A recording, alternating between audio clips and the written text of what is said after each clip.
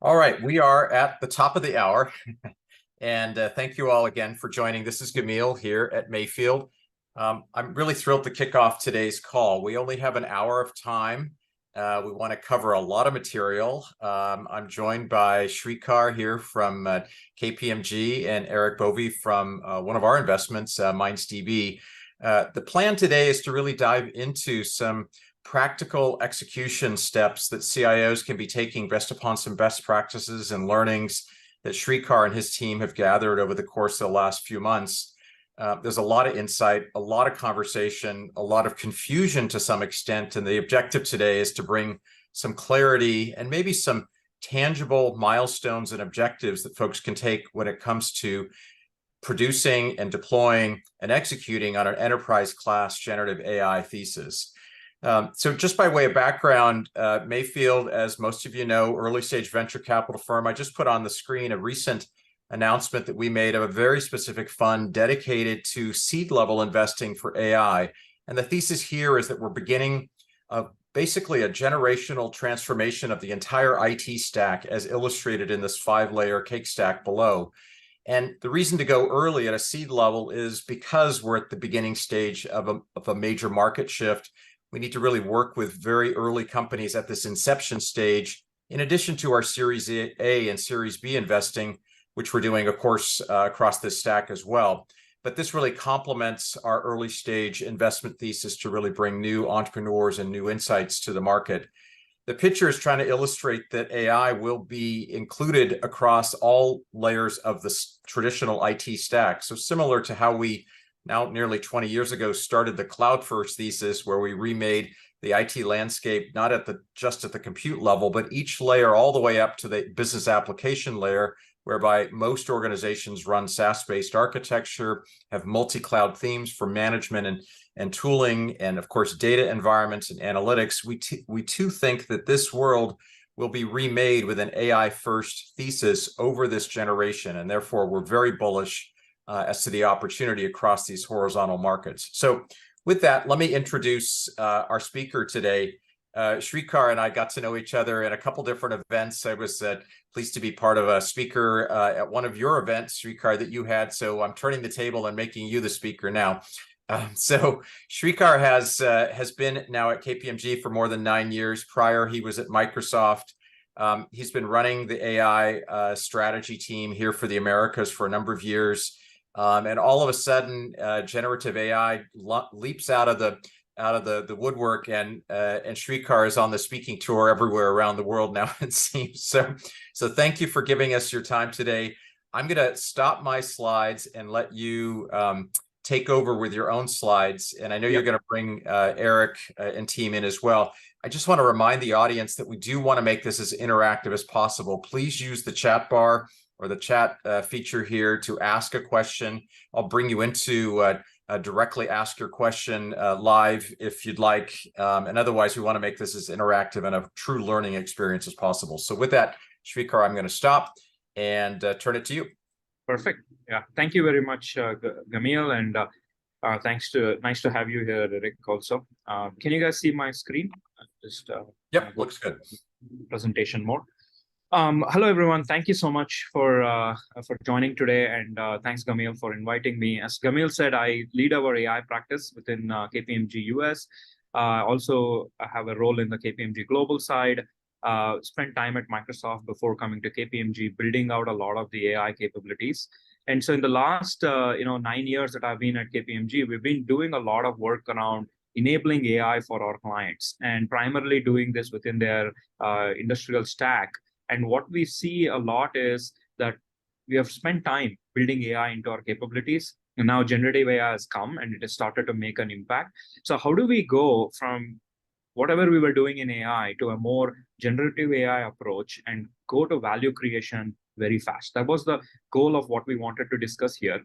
And again, as Gamil said, please stop us if you have any questions. Happy to discuss. Within KPMG, what we have been doing is every 3 months, we are sending out a global survey to C-level folks in the Fortune 500 companies. Majority of these are in US, and so we get a lot of response within the US side. And just quickly categorize them into these two columns here. So we see a lot of opportunity, right? So 77% of the people that we have been that we have interviewed, and this has been a consistent number quarter over quarter that we are seeing. 1 in 3 feel that this is going to be a big change. Generative AI is going to make a big change within their organization in the next 3 to 5 years.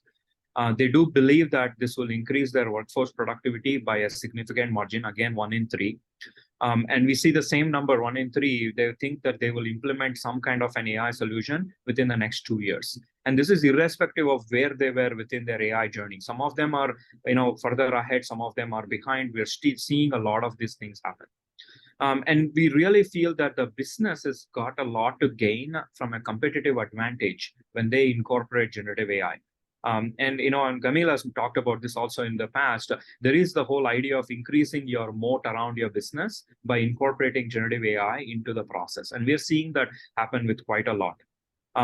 IT and tech are the early adopters, and you can see why, right? Because these are all now SaaS products, so they are very good at API integration. So IT has been one of the top adopters. But we are also seeing finance, HR, procurement and sales, a whole bunch of other areas that traditionally relied on unstructured data to assess things are starting to make a lot of impact. It's not to say that doesn't come with challenges. I mean, you can see on the right-hand side, about 92% think that this will introduce moderate to severe risk within their business. There's a lot of questions that are coming around IP, around legal. Can I use the code that was generated by an AI model? Is that code still my code, or is it somebody else's code? So there are a lot of these challenges that are coming up. 68% of the companies are not set up with a centralized team or a capability through which they can actually address these challenges. And we are seeing this even within very, very big institutions that traditionally did not use AI within their back or middle office are starting to have challenges around how do we make this work? Who do we go to? And all your top engineers and data scientists are already dedicated to the front office function, building your product. So who will focus on the back and the middle office functions? Those are some of the things we will discuss today and see how to gain value. Still, again, talent happens to be a big challenge. We all know this has been a growing pain. Data engineers, data scientists, it's always a hard one to assess. And there is the lack of a good investment portfolio within the business model. And this is something that is starting to emerge. But all of these things finally comes down to the risks that are there with this system, with these new technologies like cybersecurity, data privacy. And when you think about the regulatory landscape, how do we address these things in a methodical manner? And those are the things that we want to discuss today. And so please feel free to stop me if there are any questions. Let me, without taking too much time, let's get into the key takeaways that we have had with KPMG working with a lot of our Fortune 100, 500 clients. So there are 4 important takeaways that we saw, right? One is that generative AI definitely requires a different treatment than the current AI practices that we have gone through. The way we did data, the way we did compute, the way we did integrations, the operating model that we had. I mean, enough of us have seen this process where the minute we talk about AI, we needed a data scientist in the room. That is gone. I mean, right now, you don't need somebody to come and start this conversation. Generative AI has taken a different spin and a different path. That leads to number 2, which is the path to adoption for different business units within your business is different. I mean, for somebody, just enabling a white label GPT is sufficient for them to get started and actually get value out of generative AI. Whereas for others, we may need to build an actual app, an AI app, something like what Erik is going to talk about from the MindsDB, where we have to produce a software that actually can have a systems integration and data flowing through. And that's a different adoption curve. And this is something that has changed with generative AI just because the format in which we are able to consume AI from these foundational models. And this leads to our third point, which is that generative AI has become an ecosystem play. Like, previously we used to have this whole conversation about, do I buy or do I build? Do I go with a certain environment and I start building some of these use cases? Now we are in a place where we have to buy certain AI and we may want to build certain AI. And we'll get into this. There are like different structures around this, but it is become a buy and build game. That is where your ecosystem is going to matter a lot, because your data players who are providing your data today, third-party data, internal data, they could all use LLMs to offer you not just data, but insights. And at that point, they become part of your ecosystem. The same way you could be part of somebody else's ecosystem where you're giving them insights or you're giving them. I think raw data is starting to become less and less. Raw data is a big pain that institutions go through. That's why data engineering has been very big in the last few years. But now we are starting to see insights moving between groups, business groups, and integration points. Last but not least, responsibility first approach. And you probably all know the risks that are there with generative AI. So unlike in the previous instances of AI where we could do a small POC, think about the responsibility side later, now it is becoming more front and center. We think about the responsibility side of it. We address the risk, we address the IP issues, licensing issues, and think about this thing as a stage one of the POC or even an MVP. Before we go into any further steps. So with that, there is a 4R model that we have come up with, what we call as 4 Rs for harnessing the power of generative AI. The first R being represent responsibility. So establishing and maintaining trust and building transparency into everything is going to be very important for the growth. And this is to operationalize privacy, data ownership, some of the critical components that we don't think about as a step that we need to do. We have always relied on business to tell me where the data is, and the technology goes and works with the data. But today, it is going to change the way we work with this, because there is an accountability issue, there's a responsibility issue, and how do we operationalize all of these things? Take privacy as an example. If your customer comes and says, delete my data, do you delete all the AI models that you trained with their data and retrain those AI models? Those are the types of questions that are coming to the forefront when we think about representing responsibility first. So the next would be reshaping your organization. We'll come to this middle, back, and front office, all three. There is a huge way in which generative AI can help drive value to these organizations. So how do we reshape the organization and the workforce? Rebuilding your ecosystem. This goes back to what I was saying just on a slide earlier. We need to think about who are going to be the buy and build players within our ecosystem, data players, the technology players, the AI model providers, foundational model providers. Who are those people? It's going to be an important piece. And last but not least is reimagining your client and customer engagement.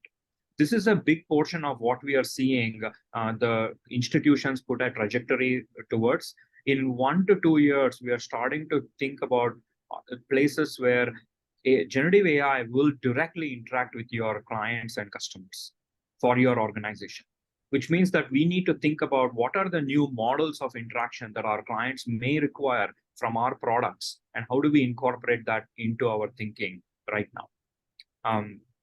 So with that, I'll very quickly talk about these horizons that we have started to see, and we're noticing this happen very quickly. Horizon 1, we are starting to notice that generative AI is making huge disruptions within the back office and middle office functions of our clients. We are starting to see generative AI even go to production. Some of the financial services institutions, like insurance, for example, which traditionally have been, they're slow to adopt some of these technologies. They are moving fast. And one of my big clients, they are putting already generative AI models into production as we speak. And this is the pace that we have not seen before. Within 6 months of things becoming available, now we are going to production with their middle and back office functions. What we're seeing is in Horizon 2, which is 2024, late 2024, early 2025, we're going to start to see that these generative AI models will interact with your clients and customers in direct interaction or indirect interaction. We are starting to already see these capabilities come to light.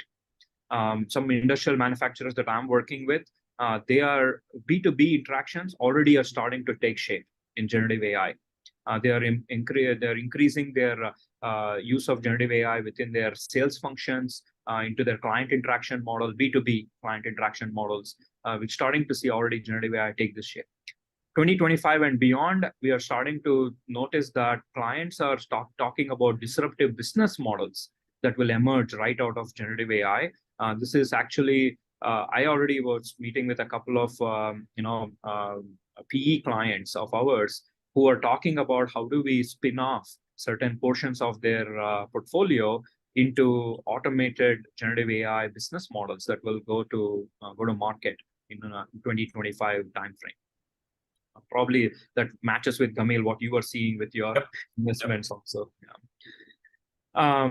So having said that, this is a strategy that we are starting to see that our clients are taking, which is what we call, it's the crawl, walk, run. How do you get started with generative AI without wasting a lot of effort about strategy? And the 4-hour slide that I presented shouldn't become a big exercise in trying to figure out how to be successful. So there is a good way to get started with the crawl exercise, going to walk and going to run. And I'll use a lot of our own KPMG experiences here to talk about how these three things are happening. And I'm seeing the same happen with a lot of our clients. So that will be a good comparison point between the two of them. So today I will kind of split my presentation into this crawl, walk, run, and we'll talk about how to become successful with this. Having said all of these things, one of the biggest things that we are seeing is applying generative AI from a use case prioritization perspective, right? This is a very important piece of the puzzle. So when you think about use cases, and I apologize for the complex diagram here, but if you see the matrix, on the left-hand side is the effort, crawl, walk, run, and on the bottom is the use case area, back office, middle office, front office. And the blue line in the middle shows you where you can start, which is the crawl within a back office. And as you progress towards the front office at the top with a run function, which becomes more of your strategic play. So you could think about these gridded format where some things you are quick win candidates, some of them are experiment candidates, some of them you should hold off for now because there is no point in investing in something now, given how rapidly this environment is changing. And there's a lot of new players coming into the market and starting to do things. But at the same time, staying quiet, saying that something is going to come in the future is not a good strategy also. So it would be good to think about the effort that will go into the use cases that you have and how do you apply that in a seamless manner. And I'll take a couple of examples here for the interest of time. So if I take the bottom lowest box, right, a quick candidate to win is your back office crawl as an effort. Just enabling white label GPT or Anthropic's Claude 2 model for some of your internal back office folks, be it call center, be it your, the internal audit, starts to show a lot of value. And we have done some of this work, and I will talk about it when I come to our KPMG play. We have seen that just enabling this AI capability, generative AI capability to your back office functions quickly brings a lot of value to the tasks that they're doing. These are just human mundane tasks, even just simply writing a better email than what they used to do before. Quick win. Now, if I come to the middle office function and I talk about the walk effort, which is the experimentation candidates, this is a place where you may want to buy a foundational model and fine tune it in order to do something for your particular task. This is a good example of a cognitive search engine, that you build for your call center folks. They can just use an agent assist. They can ask a quick question. It comes back and answers with something. And then these are experimentations that are happening today. Probably some of you guys are already doing these experiments. What we are noticing is there's a big difference between open source models and the proprietary models. And I'll get into some of those when I get into the experimentation. And last but not least, if I think about the front office and the strategic play, that now I'm talking about the run functions, there are clients who are talking about how do they completely disrupt their operations. I work with a client that has 60,000 call center agents that they hire every year for their, it's an insurance client. So November, when it is benefit season, they have to hire 60,000 call center folks. And they train them through rigorous process of understanding what the customer might ask. They are now talking about leapfrogging all of these things and completely standardize or futurizing their call center where the interactions are with generative AI models rather than with humans as a first step in the process. So with that, I will now get into the crawl, walk, run, and go into some of the details of what we have learned from our own experiences within KPMG, what our clients are doing, and happy to answer any questions you might have. Yeah, Sreekar, a lot of the questions around buy versus build continue to come up, and I think the predominant answer is buy initially. And I wonder if you can think through as you answer some of your questions here in the starting phase, when would you buy and when would you build? And then the other key piece that I think is interesting, you made a comment about sort of the resources being different than traditional AI, and perhaps we can leverage different resources. Who are some of the teams and how are the teams coming together? What are the resources looking like? And is there ability to include more of the IT organization perhaps in this conversation, right? Yeah, and actually maybe that's something that I can address right now. And I'm having a conversation with an institutional board right now about this whole take. When we think about resource model, IT has completely embraced generative AI, which is very different than the previous iteration of AI that we had, where IT was kind of looking at it as one more thing they have to help the business with. And it was becoming a pain point for them because every business unit was coming to them with a new AI model that works a different way. Now what we are seeing is data engineers, software engineers, integration engineers, they are the ones who are actually bringing the generative AI use cases to light. And this is happening within the IT function. So there's a lot of adoption that is starting out at the grassroots of the technology players within the company. And what it is doing is data scientists are now becoming SME to the IT specialists, rather than before where data engineers are, if I take IT and data scientists, they were kind of peers that were interacting with one another in terms of taking a model, making it production ready. Now the IT folks are using the data scientists as subject matter experts to understand how this model is working, which is very different interaction model that we have seen from the previous generation of AI to the current generation of AI, which is actually a really good thing because now we are letting data scientists be good at what they are, interpreting the model, interpreting the outcomes, doing what they are supposed to do best, than previous iterations where they were also expected to answer the data engineers' questions, the IT integrations questions. They did not know that. They struggled quite a lot in the previous iteration. So now we are starting to see a good model emerge where IT and data science are interacting very well. It has caused a problem, I'll tell you that much. It is a funding problem because the heads of data science are starting to question if they are proportionately being funded for the level of funding that is going into the IT function for generative AI. And this is an interesting play that is starting to emerge, whether they have enough data science support to address all the use cases that are emerging within the grassroots of the institution. So it's going to be an interesting funding scenario that needs to be thought through. Do you have a recommendation on how that plays out? Does ultimately the data science team get absorbed in some way? And there are multiple models for it, Gamil, that I'm seeing in the industry. Some of the forerunners who are doing a lot of work in generative AI, they are starting to integrate the funding model for data science within the business function, so that data scientists are within the business function where they support all of the growth that is happening. The companies that are continuing to keep the COE model, where the data scientists live within a center of excellence, they are proportionately being funded more as more generative AI capabilities are standing up within the organizations. I think now we are at a precipice where we don't need a data scientist to start an AI engagement. We need a data scientist to support an AI engagement. So more AI engagements that start, we need some of the support to increase as we go. So there's a difference in that model that is emerging.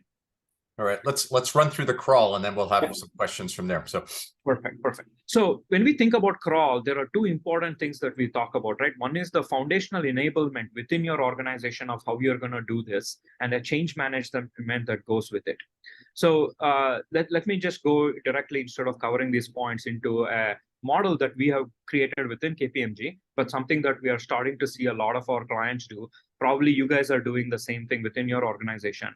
So we have created an API control layer within KPMG, within which we are launching a lot of foundational AI models. Talk about Lambda, talk about Claude, you talk about ChatGPT. These are all models that are getting enabled within our function. And what we did is we just opened it up for all of our employees. 17,000, 18,000 US employees now have access to what we call as advisory GPT within our advisory function. The adoption has been phenomenal. Within 2 weeks of us opening the floodgates, we had an active user group of somewhere between 10 to 11,000 employees on a weekly basis. And they are using it for all fashions and forms of questions that they are asking. And the good part is we are able to harvest all of these prompts that are being generated. And from the harvesting of these things, we are now able to look at what type of questions are people asking? What type of use cases are they looking for? What can we enable them with? But what I'm showing here is a very quick, 100,000 feet level of the architecture, right? We have integrated security into it so that we know who is asking, what part of the organization they come from. This is not to keep an eye on what people are doing, but it is more to understand what type of need is emerging in what part of the organization. And that's all coming through the log level details at Power BI. And this Power BI dashboard has been enabled to our functional leaders. So our leaders are able to take a look. If you are part of our financial services, what type of questions or what type of prompts are they getting? If you are part of our risk and some of the internal audit functions, you know what type of questions your employees are asking. This has enabled us quite a lot in building our roadmap on what type of capabilities are we going to build in the coming future. So this is a layout of how our crawl program is starting to show the map of what our walk and run program is going to look like in our next 2 to 3 years. This is actually our roadmap for the next 2 to 3 years. Nice. And at the bottom, you can see some of the statistics of the prompts that we have generated, right? So almost 650,000 unique prompts have been generated within this platform. Average prompts is about 10,000. Total unique users now, it stands about 8,300. Daily active users about 1,300. So it's reduced a lot, but we are starting to see good, standard rate of use. And the good part is this is not costing us a lot. It's cost us like $10,000 a month to run this whole program. And it has actually given us a lot of use cases within each of these areas above on the top, right? White label GPT, which is like general thing, knowledge chat, which is what we were talking about. How do we access knowledge from there? Productivity applets, AI developer ecosystems that you probably are enabling quite a bit.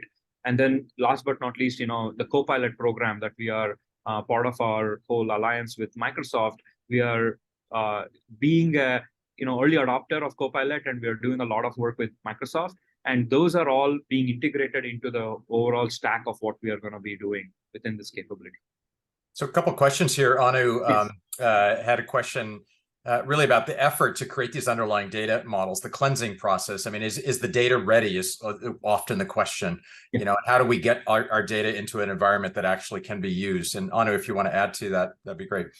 Yeah, I think that you said it right, Gamil. Basically, the question is what was the effort required? Because the biggest challenge is data, normally in the adoption of generative AI. And then I think on the previous slide, I saw a line and I could have misread it, but I thought I read the LLM is not connected to the data yes. sources. So could you just help me walk us through the architecture also over there? Yeah. And Brian had a similar question here. And I don't know, Brian, if you want to add to it, this sort of the isolating your virtual layer here.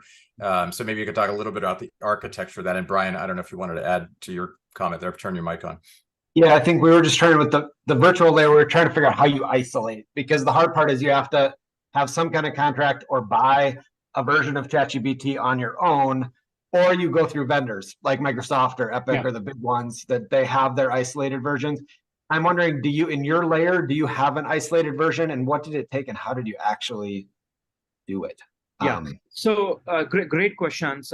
So a couple of things, right? So this was first, because we went with Open AI's ChatGPT as our first initial cut of this. So we went with Azure OpenAI services, and we created a private endpoint with Microsoft. And that private endpoint is controlled through IP layering. We have controlled it by preventing any kind of external access to it. So it is not connected to the internet other than just our T1 connections into Microsoft. So basically, this is a private securitized endpoint within Azure where this OpenAI ChatGPT endpoint is running. and it does not connect to the internet. So it is a static model, a OpenAI model that is left within the four walls of Microsoft's network, but it is a private endpoint as far as KPMG is concerned.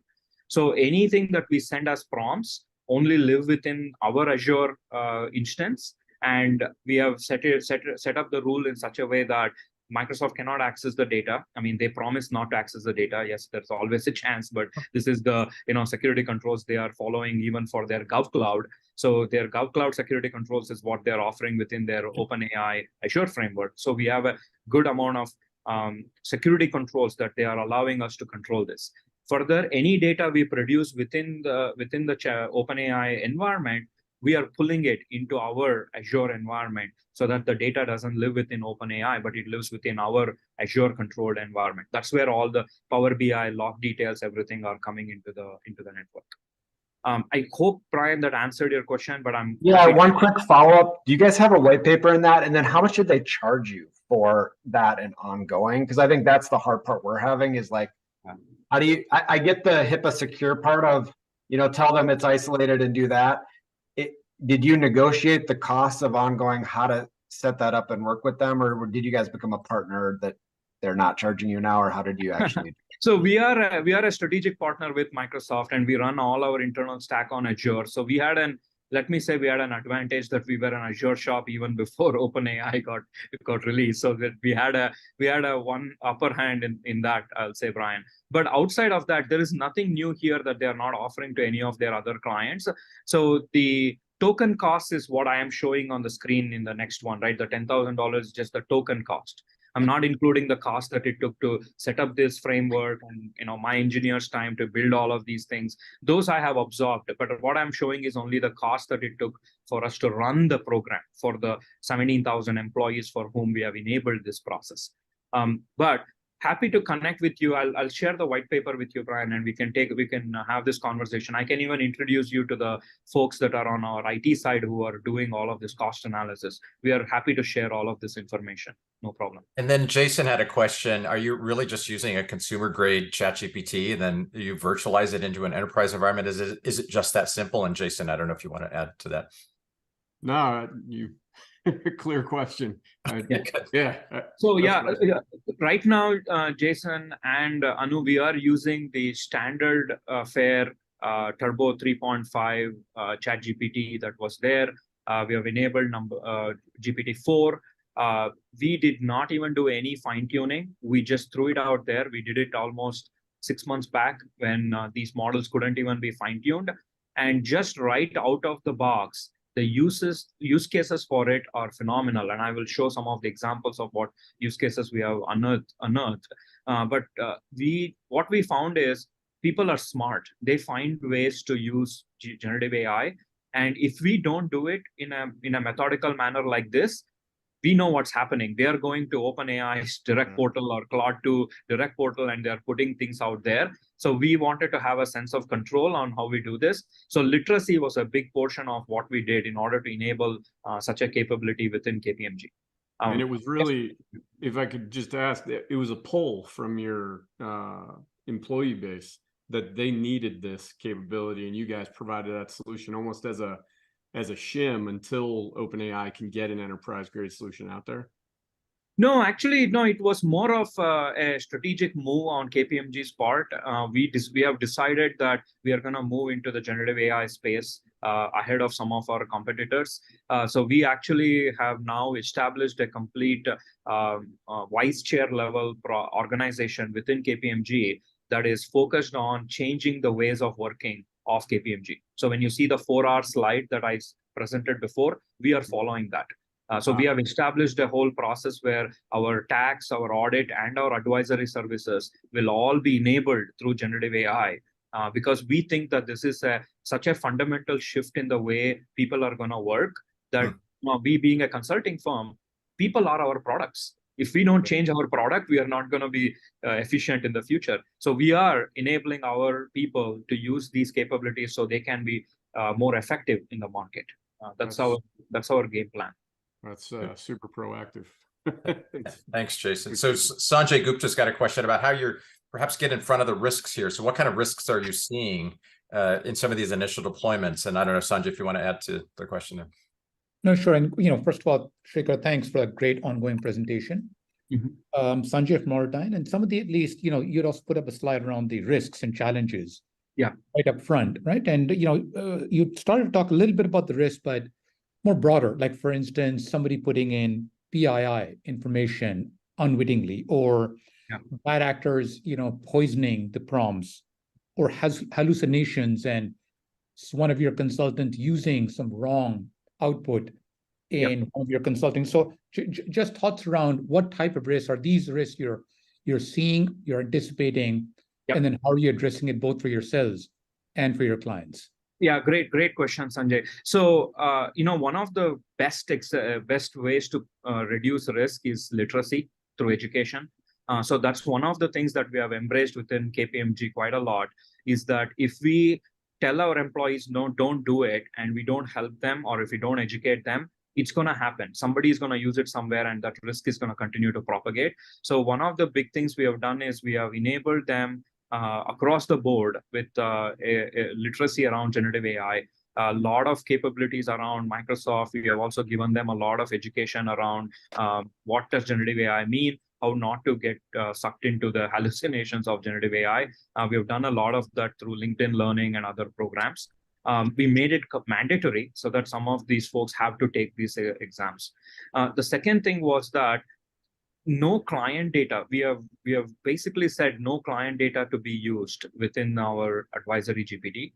So they are good to use whatever internal workings they have. If they want to send an email, they can put it there. They can find a better email, but it won't automate immediately how they send that email out to the clients. This will have to come through them. So there's some level of individual responsibility that comes to be when it comes to generative AI. And we have come to accept it that if we don't address that through a literacy, we are never going to address it. So that's become our go-to, is how do we educate our people in using this in the right way and in the strongest way possible. But to answer some of your questions about PII and stuff, we do have a controls layer within our API that tracks some of these things like social security numbers or names of people, phone numbers. So it blocks a few prompts if it is getting into any of those PII level capabilities. We are going to bring in other products into the pipeline so that we prevent prompts that has exposure to be prevented from going in. But right now we have put a very fine, let me call it a thin layer of control that prevents people from putting PII into the prompts. So there was a question from Bill. You raised your hand. I don't know if you wanted to I turned your mic on. I don't know what your question is, though. Yeah. Thank you for your time. This has been a great presentation. A lot of what you're describing resonates. We're taking a very similar approach, both practically and philosophically. So really excited to hear what KPMG has found in their own discoveries. Two questions on this deck you're presenting. Is this going to be made available to us after the presentation? Yeah, we'll be sending the slides out. Plus, we're doing a recording of this, Bill, so we'll be capturing that and sending it out later today. Fantastic. And then the other question is, we dove heavily into content ingestion first, and we're actively doing dozens of prototypes on that very successfully, using a lot of the principles that you were describing. So that's always exciting to hear that you've got a favorable company in your circle. As far as data ingestion, have you found any particular big lessons learned as far as data security access and data governance? We're looking at this in the point of view of AI as almost the recipient of a strong and mature security access and governance process, and we're looking at Active Directory as the first point of control. And I was wondering what you have found in that regard. Yeah, good question, Bill. And I think it's an emerging landscape, right? I mean, what we are expecting is that there's going to be so many more products that are going to come into this space, especially around the data security. And as I get into I'm still within the crawl part of my presentation. When I get into the walk and the run, we'll cover some of those things, Bill. if you don't mind. Great. Thank you There's so a bunch much. of other questions lined up, but let me let you get through a couple more slides, and then I'll pepper you with some more questions. I'll probably skip a few so that I move fast. But just as a quick example, these are some of our KPMG's experiences, right? Like harvesting those prompts and looking through them. Here are 4 areas that have emerged, right? General knowledge search, which is like, I want to understand about the business that I'm working with. I want to understand few key financial concepts, principles, whatever this is. General knowledge search, a lot of capabilities can be built within this. Your workforce can be enabled quite a lot with general knowledge search. Coding assistance, we have seen a lot of people come up with coding questions, lot around Python, lot about SQL, lot of business analysts wanting to know, how do I query Salesforce? How do I query ServiceNow? How do I query in Oracle? Oracle comes up so many times. SAP Oracle comes up a lot. We have seen a lot in business communications, professional emails, concise status reports, executive summaries, writing business techniques. Business writing techniques. All of these things are, ways of working which they are asking for questions. And then how to master, business tools. Like, for example, VBA or Excel help. It's immense. People come and ask for Excel formulas all the time. They are asking for effective PowerPoint presentations. They're asking, how do I make a good slide? How do I make the slide look better? There's a lot that is coming there. Program management tools is also starting to emerge. People are asking, how do I do better governance of a program? And you can give generative AI, just open ChatGPT right out of the gate, answers a lot of these questions very, very well. And our people are very happy to use these prompts and move forward. And this is still within the crawl program. And I'll come to the walk and run where a lot can be done within that. So some of the key takeaways within the crawl program, if you guys haven't done it already, create a generative AI tiger team. They need to have your data leaders, risk leaders, legal leaders, cybersecurity leaders. This is important because not just that you are covering your ground around risk. What we are noticing is legal in the beginning was not very excited about doing this. But the minute they started seeing the type of outputs we could produce, they actually got on board. And now legal is one of our biggest users of advisory GPT. And in fact, some of the walk and run initiatives we are doing is for the legal team. Now we are actually producing contract level documentation through that process. It still has a lot of human oversight, don't get me wrong, but think about it as the first draft of anything that you have to do. Generative AI can do it for you. You have to create a compliance report every quarter. Generative AI can go summarize the data, summarize the analysis, put it into a first version of the document. We always will require human oversight. That is a responsible way of doing it. But having that first draft done speeds up the process significantly faster. And I know, Gamil, you asked me the question, what has not worked with the tiger teams within organizations? We have seen organizations who have become very, they're close-minded, right? Like they're like, oh, we are going to set up a tiger team, but we are going to enable the OpenAI ChatGPT only for 10 people within the firm or 15 people in the firm. The problem with that is that, it's not a problem. It's still a good experiment to do, but 10 or 15 doesn't give you the mass that you need in order to harvest use cases like the ones I showed before. What happens is we see that when we first did it, first 2 weeks, we had only 150 employees, only 150, that itself a big number. We had only 150 employees. But what we saw is that a lot of them were programmers and coders. You start to see like a bias in the way the prompts are coming. But as the message spread and as we started to see a wide variety of use cases, suddenly we could see the landscape open in front of us, all the different things that could come up. And what our legal team said is, look, I don't want to be sitting here and approving every use case. So group them into usage patterns. That's what we kind of came up with, usage patterns. And we have now about 15 or 20 usage patterns within the firm. As long as somebody comes with a use case and it fits into any one of these patterns, it gets approved automatically because legal says that is within the pattern and I will approve it. So we have done a lot of work in this space. Happy to go more in detail. And in the interest of time, I will go to the walk program and I'll talk more about how do we mobilize this. And this is Walk is all about data mobilization. And this goes back to the question that was asked before by Bill.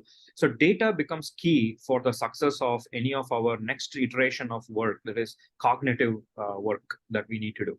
So when I think about, and this is where we really start coming into the buy and build part of the whole ecosystem.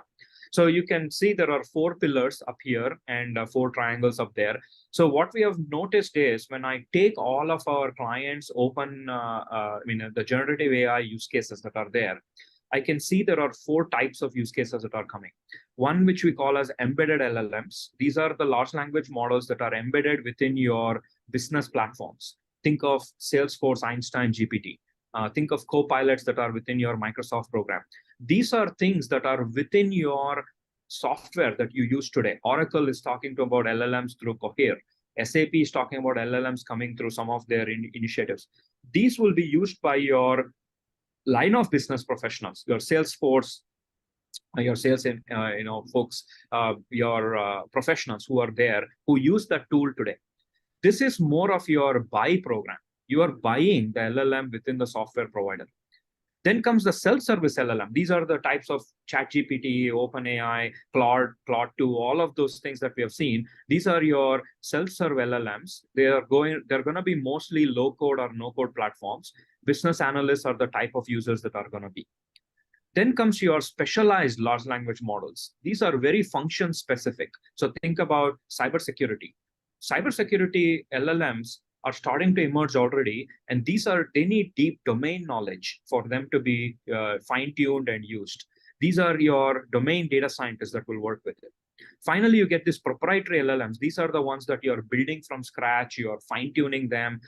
Think about things like Bloomberg GPT. Bloomberg built a GPT from scratch, or you're building something foundational and fine-tuning it. These are your power data scientists who are going to use it. So now when you think about this landscape, you're on the buy end of the spectrum on the left-hand side, and you're at the build end of the spectrum on the right-hand side. In between are things where you are fine-tuning a little bit here, or you're using it right out of the box. So these are some of the capabilities that you will see largely emerge within that buy and build ecosystem. And if we take only the buy or the build, this is going to fall apart very quickly, because we need to be more in the information integration process. That's where our game is going to be. How do I use these things in a secure manner? And actually, and this is a great time for me to introduce Erik into the conversation, because he is part of some of this integration and enablement as we speak about buy and build, right? Oh, Erik, I think the slide missed over here. Can you present your slide? If you don't mind. Yeah, or I can just talk through it. It's not super complicated. So thanks very much. My name is Erik. I run the business side of MindsDB, and we're one of the largest and fastest growing open source AI projects in the world. And I think what I'm going to talk about briefly can answer a couple questions, maybe more than that, but start to answer a couple questions that come up around building differentiation and then resourcing. How do you find the people to build out AI as it becomes more and more important? These resources are rare. And our approach to this has been to democratize AI, to build tools that put sophisticated AI capability in the hands of every developer, and really allow, without having to retool, without having to rehire and rebuild anything, to allow organizations to start crawling really, really fast. So MindsDB in a nutshell is a platform that's a little bit like sophisticated middleware that connects any data source to any AI model. And it also allows you to drop in your own AI model if you have something built to purpose, and will serve those models in production for you. And on top of that, it provides an abstraction layer that allows developers to use their preferred developer framework, whether it be JavaScript or SQL, or even Python, to build sophisticated AI applications, move them immediately into production, and maintain and update them easily. The goal here is, using the crawl, walk, run analogy, is allow any developer to implement quick time to value use cases, sort of crawling fast, but also supporting the most sophisticated use cases. And we believe that the best way to take advantage of the opportunity that AI presents is to put AI in the hands of every developer. We don't want organizations to retool. And also, we feel AI is going to be fundamental very quickly to every business. I mean, everybody can feel this push. And so it's really important to give businesses the ability to build AI applications quickly using their preferred data sources. You don't have to move everything into BigQuery or move everything into SageMaker or move everything into Databricks. You can kind of start where you are using your preferred developer frameworks and to start crawling really fast without having to rebuild anything. I think that's in a nutshell what we do. We're growing quickly. We work with big clients like Goldman Sachs and Samsung. You know, we've got the support of Mayfield, who invested in us recently, which is awesome. And NVIDIA, Benchmark also invested, the backers of Uber and Twitter and many others. And so I think as just a closing note, I would invite everyone to visit mindsdb.com. We have a very generous free SaaS tier with very few limitations. Setup takes a couple of minutes, and if you send a couple of developers over there, they can start experimenting immediately. We have a very active community Slack, the open source community that provides developer support and discussion. And I urge everybody to come and join us. And thank you. Great, that's perfect, Erik. Hey, Sreekar, let me dive into a couple questions here. Yep. Thomas, you had a question about vector databases. I've turned your mic on, so maybe you can ask that. And then Vishwesh, you asked about ETL techniques and what we're learning around those. And maybe with this slide, we can dive into a couple of those. And then Opinder, you're next. Thomas, are you there? All right, Vishwesh, how about you on ETL stuff? What would you want to ask? Sure. So, Sreekar, my question was around having multiple data sources. For example, you know, you will have perhaps the Microsoft OneDrive, your Slack channels, your emails, and all of that. And to keep the data current, in terms of context, you want to build those pipelines for that context. How did you go about picking and choosing? Did you limit your number of data sources, or did you adopt some broad strategy for flexible ETL across all of them? Yeah, no, that is becoming Vishwesh, the architecture that we all need to figure out. And actually I'll get into the run part of the program.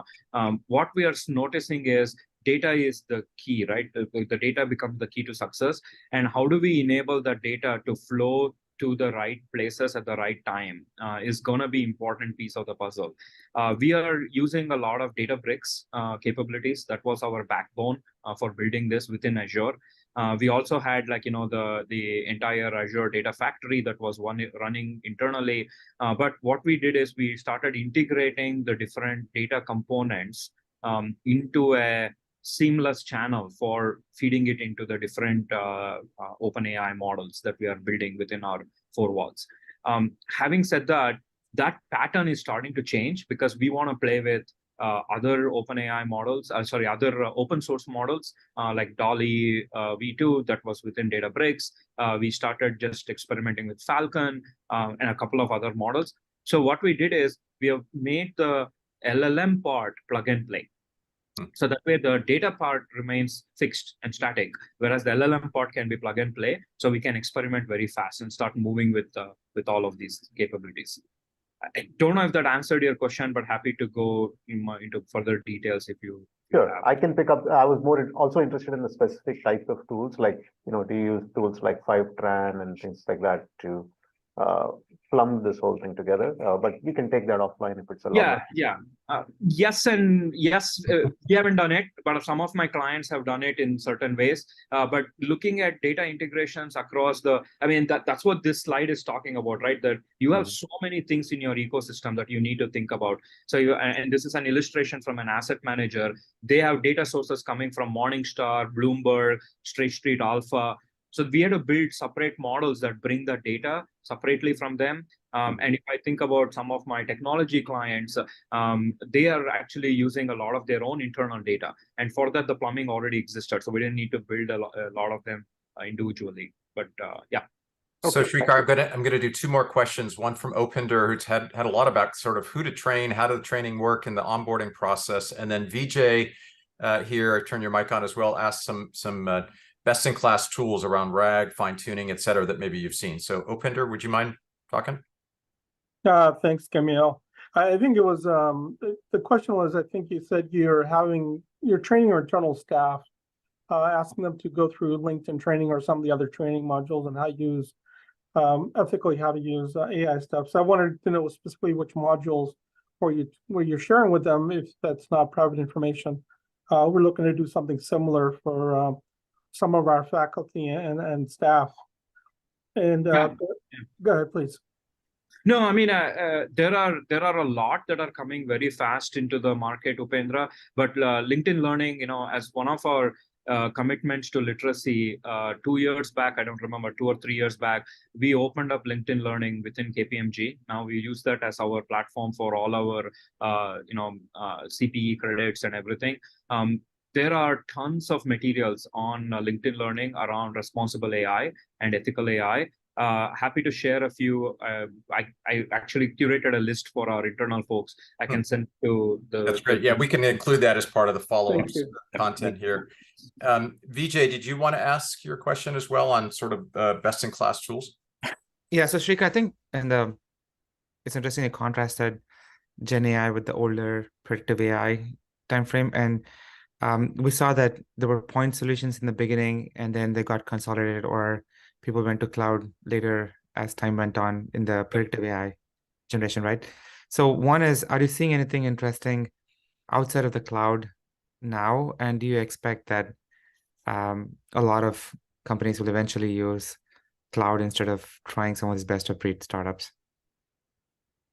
I'm trying to understand the question. Are you asking they will do? So there's dozens of little startups that are coming out for RAG, for fine-tuning, et cetera. Will they continue to survive, or do you think this will consolidate down? Meaning, what does the buyer community really want here? Yeah, so that's probably Gamil can answer that the best, given he's in the VC world and he sees this happen quite a bit. So Vijay, to your question, right now we are at that very early phase of a new product, new capability come through. So there's a lot of startups, there's a lot of capabilities that are coming through startups.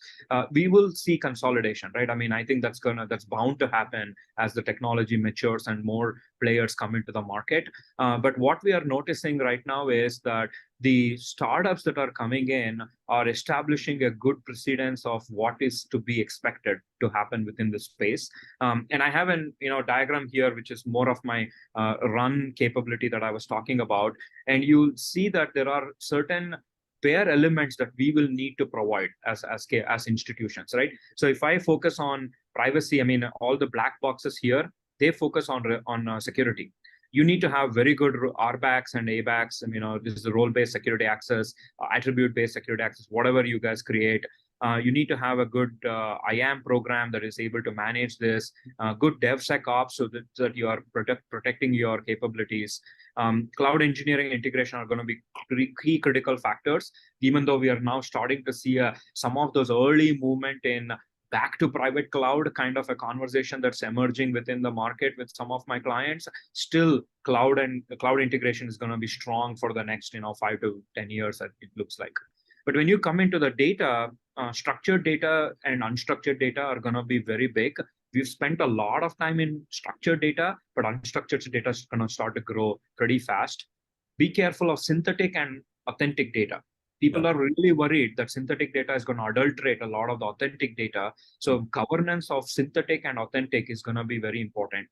And when you come into the AI layer, having registers for LLMs, so you register what type of LLMs are being brought into the company. Are they coming from a startup? Are they coming from a cloud provider? Are they internally built? We need to track them. We need to track the AI apps that are being launched and run through the program. That is another important one. No more than, prompt engineering, we all know is important, but harvesting prompts, doing prompt analytics is going to be a very important piece of this puzzle that we have to enable within our architecture. So this is going to be more of the run framework that some of the organizations are adopting. These are conversations we are having. LLM orchestration is big. Vector and graph databases are going to be big. So how do we enable this? It's going to be a big portion of the run program that you will have to build. And I had more slides around, we have. There is a lot of content, a lot of questions here. So, but we're at the top of the hour. I mentioned before that we will share all this content. I know there were a number of questions we just didn't get a chance to get to. I'm sensitive to not overstepping the time that you have allowed us to have with you. So I do want to bring it to a close, but I also want to let you know that we will do our best to answer all that we can here. We have a recording of today's call. Sreekar is very sweet to be available. I mean, and I'll include his contact information as part of our follow-up, as well as Erik. Erik put his contact information as well. And some follow-up content like the training modules, like some of the summary of questions that we've asked here as well. So thank you all for joining today. It's certainly a hot topic. We expect to continue to do more and more of these conversations at this sort of practical learning level. So thank you for joining, but also offer suggestions on what you'd like to hear next as well. So we'll continue to do these. So thank you again, everybody. Enjoy the rest of your day. This is Gamil here at Mayfield. Thank you, Sreekar. Thank you, Erik. And thank you all for joining today. Thanks, everyone. Thanks, everyone.